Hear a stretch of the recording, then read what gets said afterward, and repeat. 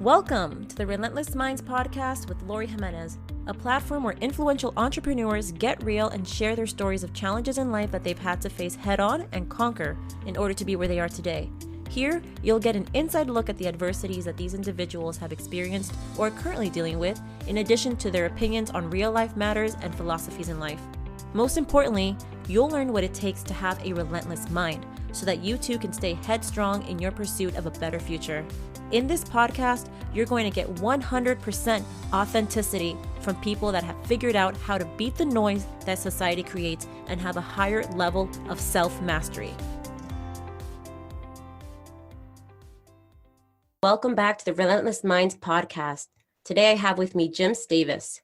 Jim is a CEO of a successful steel company based out of California, which he's been running for 31 years. He is also a triple transplant survivor and a motivational speaker.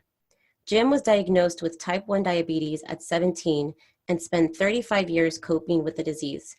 After facing near failure of his heart and kidney, he underwent surgeries over 2 years to replace his heart, kidney, and pancreas, leading him to be cured of his diabetes and lifelong ailments. Now, Jim dedicates his life to sharing his story with others and spreading hope. Jim, thank you so much for being here today. I truly appreciate it. Hi, Laurie. It's my pleasure. I wanted to really thank you because, taking the time aside so that you can share the story that you dealt with for many, many, many years of your life, the majority of your life, for others to really know what you went through. And on top of the difficulties that you dealt with in your personal life, in your health life, also running a successful business on top of that and managing to cope with that and still run the successful business despite these challenges. So I truly appreciate you taking the time to share your story with others so that our listeners can learn from that and then apply that in their own lives. So what I'd love for you to do is really just take us back. I want us to know about your story, about you, about where it all started and how it's really influenced your life and given you the insight you have now to share with the world. Thank you, Laurie. My life was pretty normal as a child, and for the most part, I grew up in the LA area. As many kids did, I had, I would say I was a product of the 60s and enjoyed the life during that period of time. And as the decade turned to the 70s and I was 17 years old, I noticed that things just weren't right. I was starting to have some health problems where typical diabetic symptoms, which were excessive thirst, urination, decreased appetite. So my parents took me to a doctor, not knowing what these symptoms were, and the doctor diagnosed me as being a juvenile diabetic, which at the time I didn't know what that was. And during the 70s, it wasn't as common as it is today. So it wasn't something that was readily as common as it might be today. So I was told by the doctor at the time that aside from the changes that I was going to have to incur, that the lifelong expectancy for a diabetic based on my age at the time, I'd be lucky to make it to 50, which for a teenager was a pretty dramatic piece of news. And he also told me that the expectation for kidney disease, heart disease, blindness, amputations, and a host of other things would likely be a part of my life, that was something that statistically they had proven was the case. So that was a pretty daunting forecast for a young 17-year-old who was kind of in the prime of my youth, excited about, going off to college, starting a career. And I was just in high school at the time, had just gotten my driver's license. So at the time, it was a pretty daunting forecast, and I really had a decision to make. It was how I was going to allow this diagnosis to affect my life. Was I going to let it define my life, and was I going to kind of live just, fearing all of these things that I was told was going to happen to me? And my parents at the time were pretty much spent a lot of their time focusing on where did it come from? How could this be? Mm. And I looked at that and thought, that really doesn't matter. That doesn't change the conversation, because the reality is it is, and I better start dealing with it. Instead of using it as a way to create fear, instead I used it as a motivation to kind of get my life together quicker than perhaps what my friends were doing, knowing that I had a shorter lifespan to live. And I used it to start a business at a very young age. I went to college, I went to UCLA, raised a family, and just pretty much in my mind had decided that I was going to live my life as best as I could. And if those things that were forecasted for me at a young age were actually to occur, that hopefully medical technology would have an answer for them. So I was pretty much putting my faith in medicine, and it turned out that that's what happened, but we'll get to that later. Mm-hmm. I went about my life, again, starting a business at a very young age, provided a comfortable life for my family, and in a way used the diabetes as kind of the central motivator for me all the while. Incredible. And so you started your business at what age were you? Well, I started a business actually as a teenager. I had a job at the time in the automotive aftermarket, which made products for cars. Mm-hmm. Which at the time we made products for import cars, which were becoming more and more prominent in the US market for Datsuns or Toyotas, Hondas, things of this sort. And that was when the gas crisis hit in the early 70s, and people were trading in their American-made cars for these import cars. So we made the products that made these import cars run a little faster and a little more fun. Mm-hmm. And again, it was one of those things that at the time, the American car market thought those imports, it's a passing fad. It'll never be. And it turns out that, today, probably half the cars on the road are imports. So it was and fortunate for us, it turned out that the products we made serviced a market that was here to stay. Yep. And I want to dive into that, the success of your business too, in a bit. But can you tell us, you were telling us already how you had those initial signs of your diabetes before it was diagnosed, which was increased urination, and you were always, increased thirst, and also always hungry, I think you mentioned also. When it comes to dealing with this throughout, I'd say the next decade of your life after 17, probably when you started your business and when you were in college, and just trying to really, I guess you were feeling like a race against time, right? How was that experience living with diabetes? Like, for people who don't know how it is to live with diabetes type 1.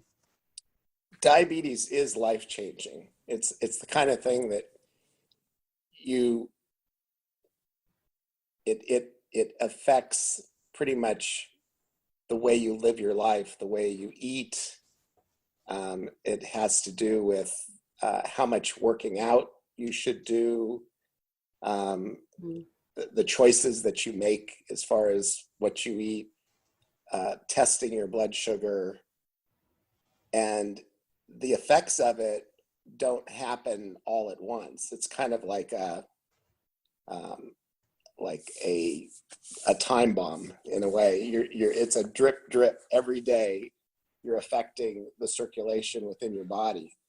So it's not like one day you wake up and your heart stops working, but it affects all of the blood vessels in your body. And over the course of time, that's what creates the complications. But to ask the question about how does it affect your day-to-day living, it's just that you have to be very mindful of what, let's say, what your blood sugar levels are, and whether or not you're taking enough insulin to counteract when your blood sugar is high.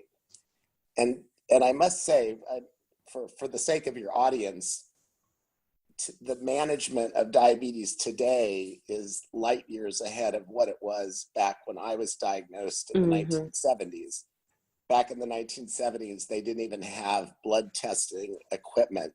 We had to urinate on a stick and then look to see where it was relative to high or low.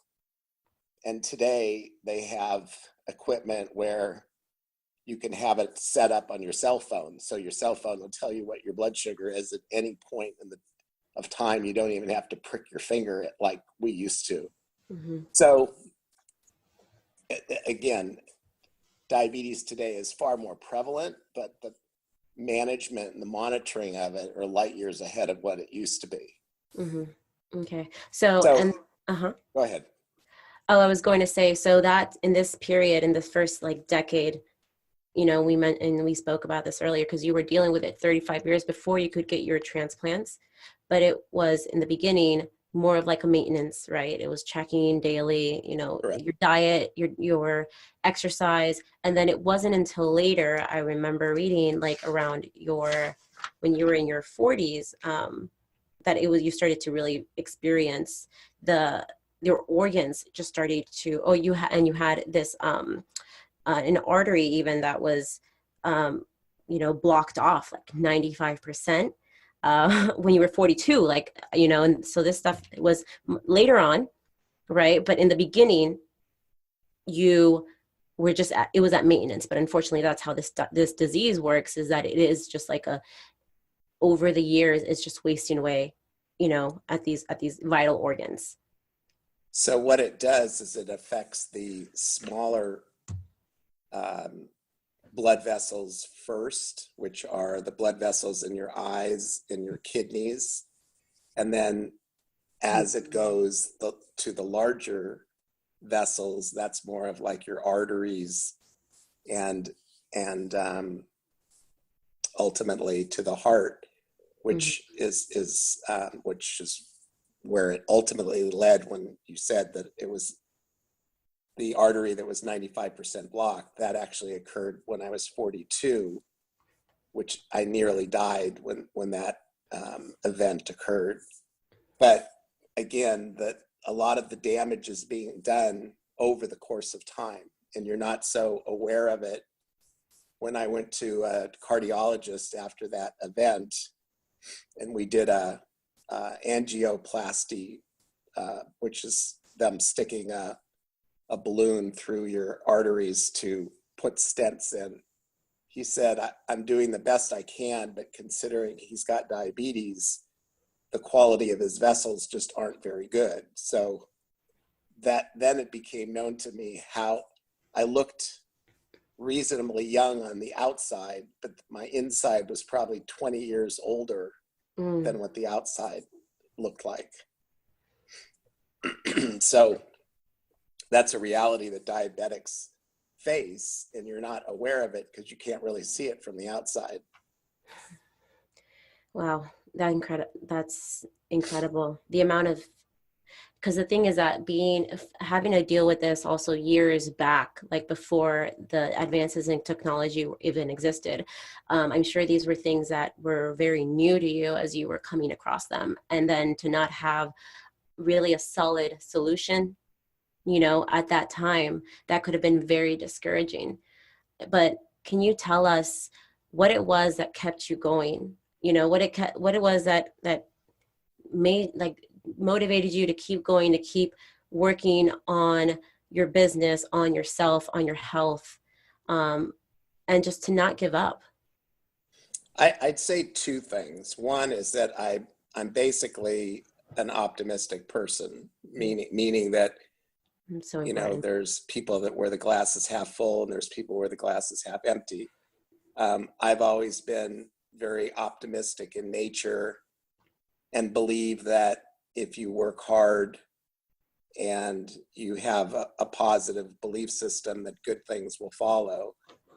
And I'd say that a lot of diabetics kind of live in a bit of a denial state where they don't really, they refuse to take it seriously enough. And that's one thing that I want to stress to people, is that it really does need to be taken seriously. It's not something you can just wish that it's going to go away, because it doesn't. So, and then the second thing, which I think is equally, which is perhaps a little more spiritual, a little more, it's that I believe that there is destiny and fate that comes into play. If things are meant to happen, they will happen. If I was meant to live, I would live. And so this thought really came into being when I was confronted later with a doctor that said to me, well, you have congestive heart failure. Your kidneys have failed, your heart is failing, and you have diabetes. So you need a new heart, you need a new kidney, and best case, a new pancreas. The only problem is we've never done such a triple organ transplant, and I don't think it's ever been done anywhere. So I looked at him and said, then I'll be the first one.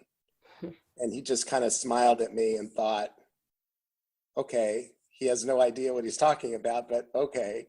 So I thought a lot about that discussion, because that's the kind of discussion that, like, what made me feel that way? What made me feel like I was gonna, have that moment where I truly believed that I was going to be the first one. And the only thing that I can point to is this basic attitude that I had, which was this fatalistic view. And that I also believe that this was what my whole life has been leading up to, was this moment. This was my moment. So it ended up coming to pass. So at that moment, you basically were preparing yourself throughout your life, you felt, because you were saying from the beginning that you knew that technology was not there, right? But you were refusing to give up. You were waiting for that opportunity where it would be presented to you, obviously not on a silver platter, right? But it was going to have challenges. It was going to have, risks for even facing death, which would have been more immediate than if you would have had waited, right? But you were saying, but you felt like this was what you were basically preparing yourself your whole life, right? Now the technology is there. It's just you're the first person to do it. Yeah. This was my destiny, essentially. Wow. That's what my belief was. Wow. But you also had to deal with first a cardiologist who it looks like wasn't even at that level of even presenting an option for you to have an alternative first, right? And when you had to find another cardiologist. That's correct. Yes. So I believe that there's three things that really stand out to me that perhaps separated me from others that don't necessarily have the same outcome. The first is that I really was going to learn and educate myself and not just take the first doctor that gave me his opinion. And so I did go working with other doctors and other hospitals to try and find somebody who could champion my case. And it was very important that I found one particular doctor. His name was Mason Weiss, and he was the first one that said, "How do you feel about transplant?" And I said, "Transplant?" He said, "Yeah, I actually have patients where, and I think you would be an excellent candidate for it, where I can't even get them to come into my office because they're so transformed." So he was the one that really kind of led the drive for me and pointed me to Cedars-Sinai, which was the hospital that did all the surgeries.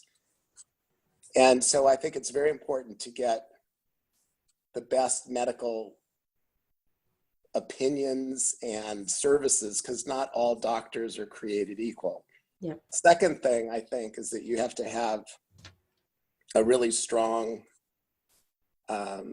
support system, which includes your family and friends, and not everybody has that either. So I think that for me was a huge component. And then the third thing really is just the belief system. You have to have a very strong mental belief system, be positive in nature, and that you can overcome whatever adversity that comes in your way. Absolutely. That belief system, I mean, overall is super, super important. The belief in yourself, because a lot of people won't have support, right? A lot of people, unfortunately, they won't have family. They won't have, the friends or the close members to give them support. But having that belief in themselves, having the belief in yourself. And I'm so happy that you had that support of your family and of your friends and of the health team behind you, to tell you, hey, there's a risk, but we've got your back.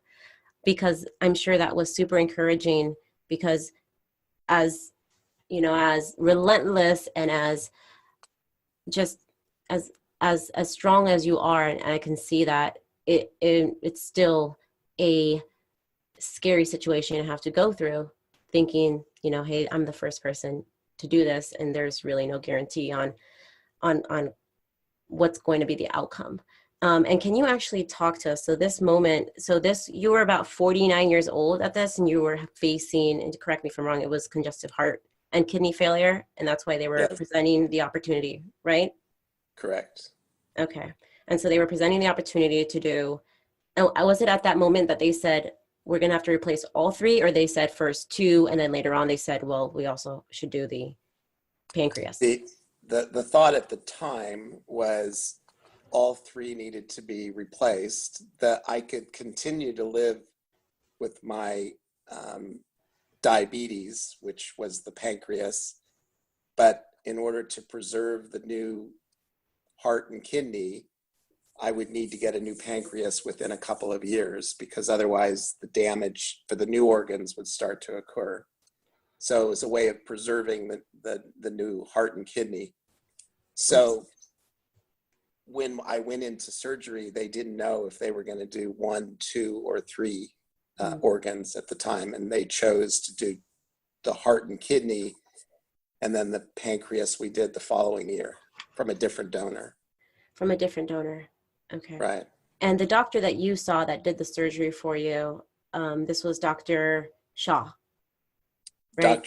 Dr. Shaw was the main cardiologist at Cedars-Sinai. He's more of the academia chief of cardiology, as opposed to the actual doctor that does the surgery itself. Mm-hmm. So he's the one who makes the big decisions as to what is going to occur or not occur. Mm-hmm. And he was instrumental in my case as well.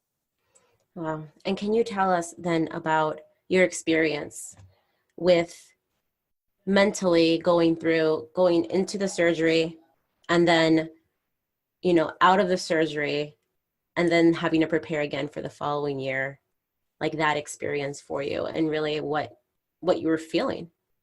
So it's an interesting process. When you go through something like this, they have a social worker sit with you to make sure that you're mentally strong enough to go through the whole ordeal of it. And this social worker was asking me a battery of questions, most of which I was kind of rolling my eyes at because they were just, I thought, kind of simple and weren't that challenging. And then he asked me one question, which was, what is your source of hope? Hmm. And I sat and thought about that question, and I thought that's pretty interesting because we all need a source of hope. And what is that? What is that thing that makes us get motivated to get up every day and fight the fight? And so, and I think that these perhaps simple answers might be, oh, well, it's my family, or perhaps it's my faith. And I thought about it and I realized that it really boils down to those two things that I told you earlier about my belief that if things are meant to happen, they will happen. And good things had always happened to me in the past. And so I believed that they would continue. So it was that fatalistic, optimistic thought which drove me. And when I speak, I kind of challenge the audience to think about, well, what is your source of hope? Because you don't want to be on your deathbed when you're thinking about that question. Why not think about it today? Yeah. You know, an interesting thing is that you mentioned that you believe, right? You go through life believing, hey, what's supposed to happen is going to happen. But I've also kind of been presented with the concept or the idea of, well, some people, or the realization that some people could take that as, you know, accepting defeat, right? Like, hey, this is something that's bad. It's because I'm not supposed to, like when you were diagnosed at 17 with diabetes, some people could have taken that as, well, I'm actually destined to not do anything in life because this is a Right. debilitating disease. But you didn't take it that way, right? You use that as your motivation to do something with to turn around that situation and do something more with your life. Right. That's And correct. so how is that, how can you implement or explain that philosophy in a way that is beneficial as opposed to detrimental? That's a great question. And I would say to you, I'll even give you a personal story, which is I started my steel business, Paragon Steel, in 1988 with a partner who was basically my age and very healthy man. We were in business together for 25 years, and unfortunately, he had an infection that spread, and it was going from one organ to another. And I'm probably the most knowledgeable person that he could rely on to give him insight and wisdom, having gone through all that I went through. And yet I could never get his head in the right space to believe that he could overcome the infection that was ravaging his body, and ultimately he passed. Mm. And in the end, his family would say to me that he believed that he was a very religious person, and he believed that God would care for him in life or in death. And I thought that was a bit of a cop-out, that was one way of looking at it. Mm-hmm. But, and perhaps for him, it was the right way to look at it. But Yeah. within my perspective, I said, perhaps God put me on this earth to be your partner, to keep you from, to Absolutely. knowing that you could overcome all of this hardship and pain, and you'd still be alive today. But it didn't really work that way. So I think that everybody's different. Everybody is, we're kind of created from our upbringing, and some people have a stronger belief system than others, so it's hard to manufacture the belief if it isn't there. That's my Exactly. point. So as much as I was the resource for him, who could perhaps give him the view of how he could go, it never really worked that way. because within him, he was unable to get the strength and overcome the hardship that was to follow. Wow. How many years, just to get the time frame, how many years were you guys business partners before he was We were had the business infection? partners for 25 years, and he passed 5 years ago. So 25 and then 5 years ago, and he got the infection how many years into your partnership? He got the infection. He had it for 2 years before he passed. Gotcha. Wow. So So you guys were together. it was about 23 years. So there was a lot of opportunity there for him to to get that help from you. And you mentioned, you mentioned something very interesting, which is very true. And that is just that it has to do with everybody's beliefs, right? Like the way that they see That's the world, correct. because that's what we see nowadays with people that can face the same, they can face the same hardship or similar hardship, but then have two completely different reactions to it, right? And Correct. really about how they view, it's like the lens that they view the world through, and how they feel that this, like how they accept a situation to be, like what is their belief system or their thought patterns around this scenario, this situation, and how it affects them. And that's unfortunate, and I'm sorry to hear that your friend passed. um but that's a very good point, and it's a good, very, very good point that you mentioned, that it really has to do with what people accept to be their truth. But in your case, you took this as, hey, I'm not going to let this defeat me, and I'm going to use this as the reason why I need to get ahead. And you Correct. were basically waiting for the technology to come into play. Well, I wrote a book. The title of the book is "When Hope Is Your Only Option," Mm-hmm.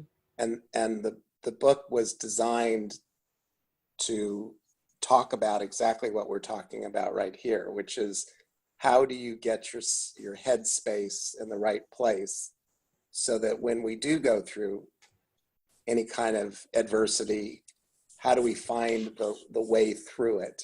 And a big part of my thought process had to do with the fact that how I succeeded and how my partner did not, because those were, to me, it was a strong example of both. And so ultimately I came to that it comes down to hope, because hope, you're either hopeful or you're hopeless. And where you are on that spectrum a lot of times can determine how successful you are at getting through it. It's not easy, and I'm not trying to minimize how much effort and pain can go through the process that everyone must go through. It's not, it's hard. To me, that's the first stage, is having to endure the adversity, the pain, the sorrow, the loss, whatever it might be. But you have to use the tools of finding hope, which a lot of it is psychological, and it's a belief system, and an attitude that you can get through it. And some people have a much stronger belief in that than others. And then the third stage, which I think I'm in, is kind of the prevail stage. Once you've gotten through it, now what? Now what do you do? How do you influence others? How do you make your life, kind of expressing the gratitude that you have, that you made it through it? And that's kind of where I'm at. That's where you're at. Yeah, absolutely. Because you went through your three transplants, and you have conquered this disease, and now you're using this to give inspiration to others, give hope to others, show them that it is possible, right? And an impressive thing that also I just wanted to mention that you did, that is super important, is that going back to how you faced this disease and how you faced like trying to achieve your goals, in every facet was that one way didn't work, you took an alternative route, right? There was another option. So like when you were mentioning about the healthcare provider or this cardiologist that wasn't giving you the solution that was like it was like a hopeless solution, right? That you said, well, I mean, am I going to accept this as being my final outcome? No, I'm going to look for something else, right? Something else that I can use to as a stepping stone to get to where I want to be. And that's key, is what, like, your first concept, it's to endure, right? It's to endure, it's to last, it's to find a way to help you keep going. And that's what a lot of people need to realize and understand, that it's not always a straight shot, right? You're going to hit a dead end, and then you have to find a way to reroute, right? Something else that you can, so that you can still keep going to that goal, because really that is your reality. Like you have to create your reality, what you want. And so that's what I really loved about you mentioning these, all like your experience and everything that you went through.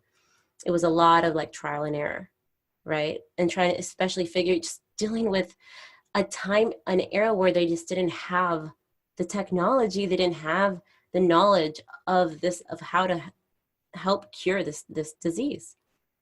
That's correct. I actually find a lot of parallels between running a business Mm-hmm. and my personal health journey that I've been on, Mm. in that there is a lot of trial and error involved, and there are a lot of upsets along the way, and it's not just setting a course and staying on it, because you don't know what things you're going to encounter, and so you have to make adjustments. And the difference is, on a health path, it has life or death implications, and yet on a business level, okay, we made that mistake, but we'll go in another direction, and it's not perhaps as life or death.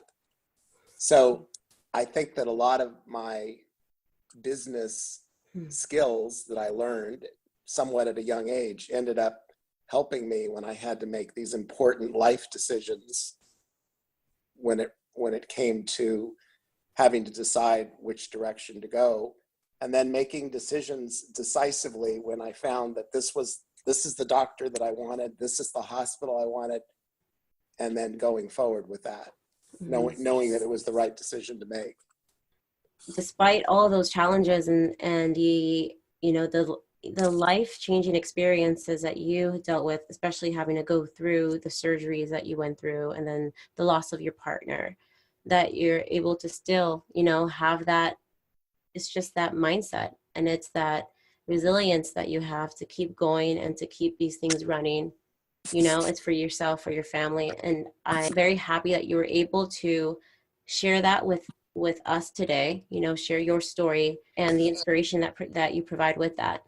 And what I wanted to ask you, when it comes to what you've learned and how it's influenced you and your philosophies in life, would be, after everything that you've been through up to this point, what message would you like to share with our listeners today?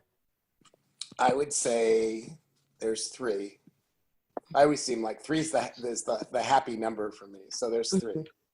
The first thing is, if you are eligible to be an organ donor, I would promote that, because registering to be an organ donor saves lives, and that's the reason that I'm here today. So that's number one. Second thing, and it goes back to something you said, which I don't want people that have diabetes or that have family members or friends that are diabetics, because the other type of diabetes that we haven't talked about is type 2 diabetes, which is more of an adult onset type, which is different and which is very prevalent today as well. But it's not the death diagnosis that I was given back in the early 1970s. So it doesn't mean that you're going to have a triple organ transplant if you're a diabetic. And with the technology that's out today, you can live a very normal life. So that's number two. And then number three really is how you can use the concept of having hope to play a positive role in your life and getting through whatever adversity that might confront you, because we all know that eventually we'll be tested in one way or another, and having a positive mindset gives you a much better chance of getting through that adversity than of not getting through that adversity. So I'm a big proponent on finding that hopeful place. Finding that purpose, finding that yes. Hope, and then staying positive. Positivity is so important. Yes. I appreciate that. I appreciate your final messages to my audience today. And for everyone listening, if you wanted to get in touch with Jim, or you wanted to reach out to him regarding booking, or you had questions, you can do so with his contact form found on his website, which is jimstavis.com. And Stavis, his last name is spelled Stavis. Again, that's jimstavis.com. And if you're interested in checking out his blog on Facebook, you can find that blog page on Jim Stavis Speaks. So Jim, thank you so much for being here today. I truly, truly, truly appreciated the time that you took aside. Okay, Laurie, thank you very much. And to everybody else, thank you so much. Until next time. That concludes this episode. If you enjoyed it, feel inspired, and would like to hear more, please subscribe to the Relentless Minds podcast via the link in the show notes, or visit lauriejimenez.com. Thank you so much for listening. Until next time.